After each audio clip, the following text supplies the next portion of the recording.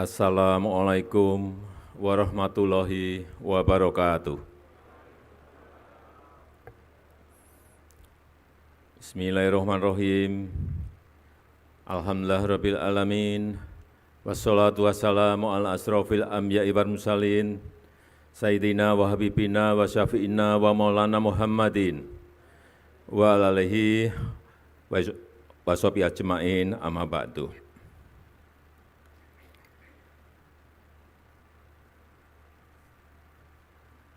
Yang saya hormati, yang saya muliakan Wakil Presiden Republik Indonesia sekaligus Mustasyar PBNU Profesor Dr. Kiai Haji Ma'ruf Amin beserta Ibu.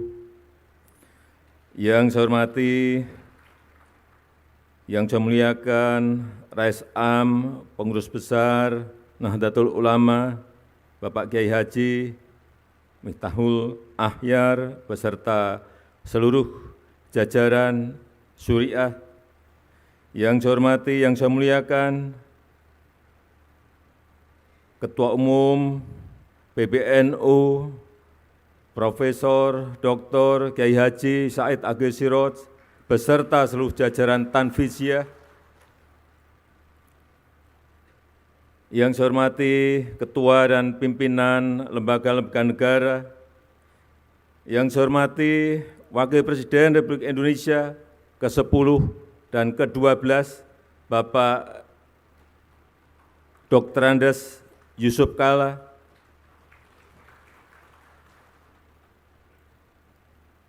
yang saya hormati para Menteri Kabinet Indonesia Maju yang hadir,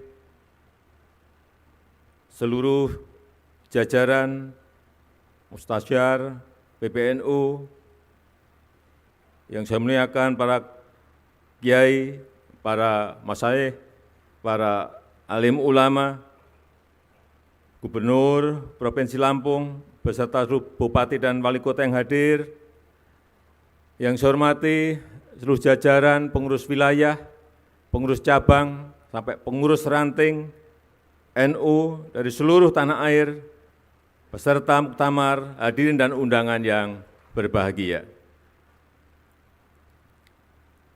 Pertama-tama atas nama pemerintah, atas nama masyarakat, atas nama negara, saya menyampaikan terima kasih dan penghargaan yang tinggi kepada Nahdlatul Ulama yang telah membantu pemerintah dalam menenangkan umat, menenangkan masyarakat dalam masa pandemi ini. Yang kedua juga terima kasih untuk Nahdlatul Ulama yang juga telah mengajak masyarakat untuk mentaati protokol kesehatan dan mengajak masyarakat untuk berbondong-bondong ikut dalam program vaksinasi. Ini saya rasakan betul betapa ajakan para kiai, ajakan para ulama betul-betul berdampak pada meningkatnya keinginan masyarakat untuk ikut vaksinasi. Pada awal-awal program vaksinasi, begitu keluar yang namanya vaksin AstraZeneca, banyak daerah yang tidak mau mengambil. Padahal saat itu stok yang banyak adalah AstraZeneca. Tetapi begitu saat itu ada telepon dari para kiai dari Jawa Timur, Pak Presiden, silahkan semuanya vaksin dikirim ke Jawa Timur, kami terima. Besoknya saya ke Jawa Timur, betul, para kiai berkumpul dan benar-benar semuanya mau menerima vaksin itu Setelah itu, semua daerah satu persatu mau. Inilah pengaruh para ulama, para kiai dalam mengajak masyarakat untuk ikut vaksinasi. Kita tahu di bulan Juli, tepatnya pertengahan Juli, 15 Juli, kita berada pada posisi keadaan yang sangat mencekam. Ngeri saya kalau menceritakan, semua rumah sakit di Jawa dan Bali penuh, oksigen kurang, obat habis, kekurangan. Kasus harian saat itu 56.000. 56.000, sehingga rumah sakit tidak mencukupi. Di lorong-lorong rumah sakit, semuanya pasien-pasien antri untuk bisa masuk ke ICU. Alhamdulillah, berkat dukungan dari NU, kemarin kasusnya alhamdulillah hanya 216 kasus per hari di seluruh tanah air. Kalau kita memiliki 514 kabupaten kota, kasusnya hanya 216, artinya di setiap kota dan kabupaten itu hanya ada setengah kasus. Kemudian vaksinasi, sampai hari ini kita telah menyuntikkan 263 juta vaksin kepada masyarakat.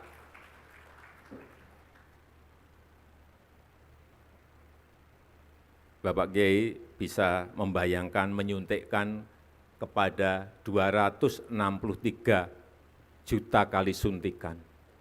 Itu sebuah pekerjaan yang sangat rumit, sangat kompleks, belum membawa vaksinnya ke tempat-tempat yang sangat sulit di atas gunung, ke pulau-pulau kecil, dengan membawa perahu, dengan naik sepeda motor, membawa box untuk pendingin vaksin.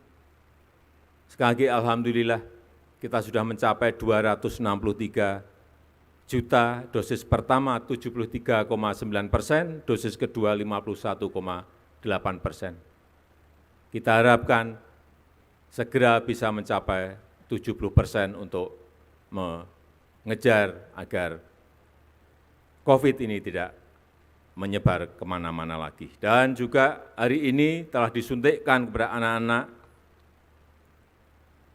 6-11 tahun sudah 1 juta. Ini juga kecepatannya sangat bagus sekali, alhamdulillah.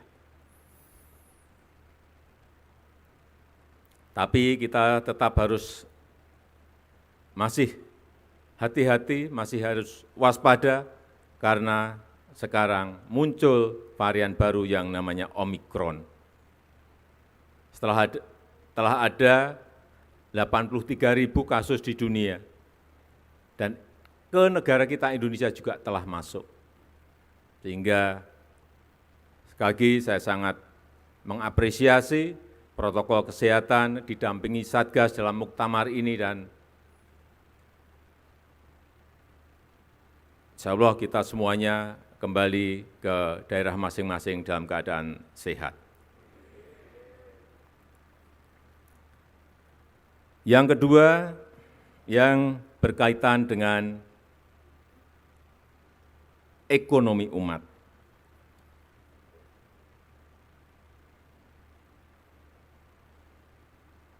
Kita tahu banyak yang disampaikan mengenai masalah pemerataan, seperti tadi juga Bapak Ketua Umum PBNU juga menyampaikan.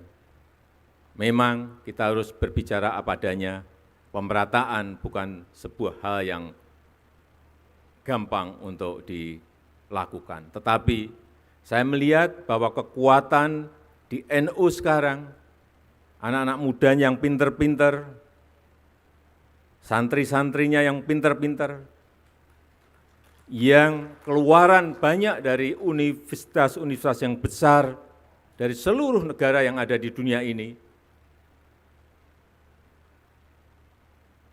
apabila ini bisa dirajut dalam sebuah kekuatan lokomotif, saya meyakini ini bisa menarik gerbong yang ada di bawah untuk bersama-sama dalam rangka mensejahterakan kita semuanya. Saya menawarkan yang muda-muda ini dibuatkan sebuah wadah, bisa PT atau kelompok usaha, dan pemerintah, saya menyiapkan, kalau siap, saya menyiapkan konsesi.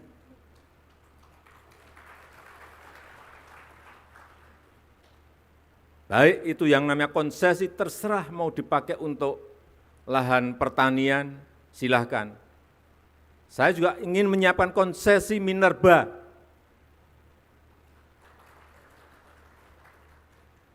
Yang pengen bergerak di usaha-usaha nikel misalnya, usaha-usaha batu bara, usaha-usaha boksit, usaha-usaha koper, tembaga, silahkan. Tetapi sekali lagi, ini dalam sebuah kelompok usaha besar, sehingga nanti bisa menggeret, mengajak gerbong-gerbong yang lain untuk ikut menikmati. Ini memerlukan sebuah kerja besar, tetapi saya melihat potensi di Nahdlatul Ulama itu ada, tinggal merajutnya. Yang berkaitan dengan teknologi, saya melihat juga yang pinter-pinter urusan teknologi ini sangat banyak sekali di NU. Doktor-doktornya banyak sekali yang muda-muda, santri-santri yang dokter banyak sekali. Karena apapun ke depan yang namanya teknologi, ini harus, mau tidak mau, kita harus masuk ke sana. Karena kita ingin teknologi ini maslahat bagi umat, maslahat bagi masyarakat, maslahat bagi rakyat. Jangan sampai ini malah merusak, membuat hal-hal yang negatif bagi rakyat kita. 5 tahun yang lalu, saya ingat betul, saya ketemu dengan pemiliknya Facebook, yang namanya Mark Zuckerberg. Saya diajak saat itu main pingpong, tapi tidak ada bola pingpongnya, tidak ada meja pingpongnya. Maka kacamata, Oculus, kemudian main bersama. Sama kayak main pingpong persis 100%. Tak, tok, tak, tok, tak. Keringetan juga. Dan dia membisikkan kepada saya, Presiden Jokowi, ini baru awal. Nantinya semuanya akan virtual, semuanya akan muncul yang namanya metaverse. Restoran virtual, kantor virtual, wisata virtual, mall virtual. Hati-hati mensikapi ini. Dan NU, karena di dalam temanya berkhidmat untuk peradaban dunia, hati-hati memang peradaban itu harus kita pengaruhi agar maslahat bagi umat manusia di seluruh dunia, khususnya di negara kita, Indonesia. Nanti semuanya, dakwah virtual, pengajian virtual, tetapi betul-betul kayak kita ketemu seperti ini, bukan seperti sekarang yang masih vikon. Bukan. Metaverse akan merubah. Saya tidak tahu apakah karena pandemi ini menjadi dipercepat 5 tahun atau 10 tahun, tapi pasti datang. Oleh sebab itu kita semuanya harus siap dan kita bersama-sama NU untuk peradaban dunia dan Indonesia sekarang juga memimpin G20, menjadi keketuaan G20, juga ingin mempengaruhi kebijakan-kebijakan dunia yang berpihak pada negara-negara miskin, kepada negara-negara berkembang, kepada negara-negara kecil, kepada negara-negara kepulauan dalam segala hal, utamanya dalam hal digitalisasi, perubahan iklim, dan ekonomi hijau. Terakhir, sekali lagi saya ingin menyampaikan terima kasih yang sebesar-besarnya kepada NU yang terus mengawal kebangsaan, mengawal toleransi, mengawal kemajemukan, mengawal Pancasila, mengawal Undang-Undang Dasar 1945, mengawal kebinekaan kita, mengawal NKRI, dan kita harapkan dengan itu kita terus bisa menjaga dan merawat bangsa dan negara kita yang kita cintai. Saya rasa itu yang bisa saya sampaikan pada kesempatan yang berbahagia ini. Dan dengan mengucap Bismillahirrahmanirrahim, pada pagi hari ini saya secara resmi membuka Muktamar ke-34 Nahdlatul Ulama NU. Terima kasih. Wassalamualaikum warahmatullahi wabarakatuh. Dimohon